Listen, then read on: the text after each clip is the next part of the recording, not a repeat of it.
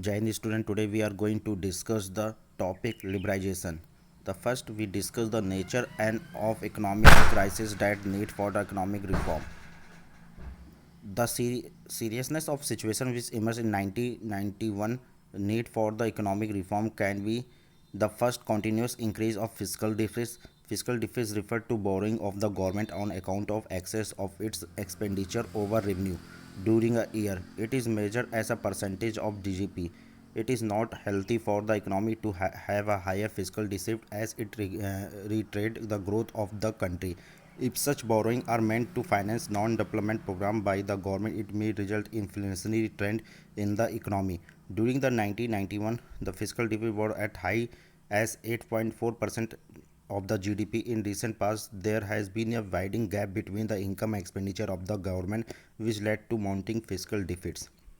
Second, high rate of inflation, especially sharp rise in the price of initial goods. Indian experienced three consecutive years of goods monsoon and bumper crop till the year 1991. Despite this, the price of the food grain had trend to be rise. Inflation, which had begun to accelerate in 1991, with the annual rate of inflation at 12.1%, had reached a peak level of 16.7% in the August 1991. Inflation during the period was result of an increase in the money supply to fund the budget deficits in the previous year. High rate of inflation was cause of concern because price rise was huge in the case of several initial community. Next, high trade deficits and balance of payment crisis. BOP deficits is the difference between the total receipt and payment on account of economic transaction between the resident of the country and the rest of the world in a particular period. BOP was adverse on the account of high import of low export. As a result, India had to borrow from the rest of the world, which increased India's burden of the foreign debt service, and this resulted in the depletions in the forex reserve of the nation.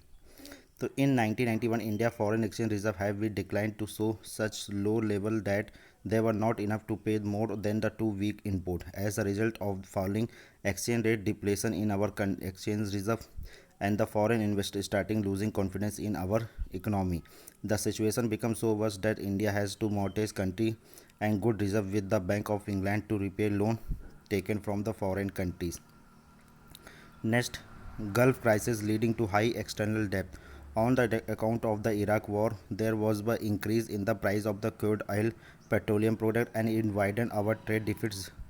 And due to the huge outflow of the foreign exchange, this account the decline there is a remittance from the non-resident Indian after the Gulf War. This is added to a vulnerability. And next, poor performance of PSU means public sector undertaking in India were facing the problem of a low productivity and a poor rate of return. A huge amount was invested in their growth and the development. Initially, their performance was quite satisfactory, but thereafter, most of these undertakings start recording losses. Because of their poor performance, public sector undertaking turned into a liabilities. And the root of the crisis means what were went wrong, what were the reason for 1991 crisis, that there's control and subsidy, inward looking policies, burden of foreign debt, and non-development expenditure by the government. These are the some points which factor that long looking for the reason for 1991 crisis. In order to overcome this crisis, government of the India approached to World Bank and IMF for help. They gave loan to manage the crisis but imposed the condition that India should liberalize the economic and private sector should be give more freedom to the operate in India, accept the condition, and the constitution announced a new economic policy. Thank you.